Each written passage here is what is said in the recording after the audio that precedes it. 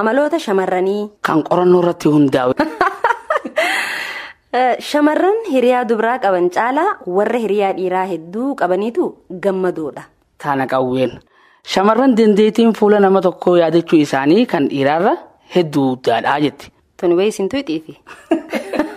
Dhiirarra barnootii yaadatachuu jirti. Ooma sirriidhaa lafa keessa isinirra dandeettii waa yaadachuudhaa tana numa qabnaati. Tatti aantu maali jetti seetammaas.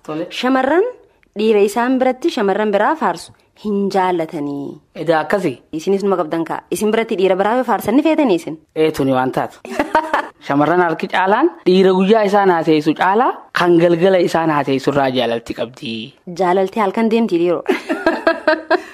Qorannoodhaan irratti dhaqqabde moo? Tana isumaaf dhiifne isiin adeebistu. Tatti aantu immoo maal jetti? Shamarran dhiirotarra sammuu hammaan xiqqaa ta'e qaban garuu dhiirota caalaa sammuu isaanii siyaa'ina guddaan itti fayyadamu. Shamarran dandeettiin iccitii qabachuu isaanii inni guddaan giddugaleessaan sa'aatii 47 fi daqiiqaa 15 qofaa jetti. Sanboodanii haasa'uun jechuudha. Aantan hin jiru.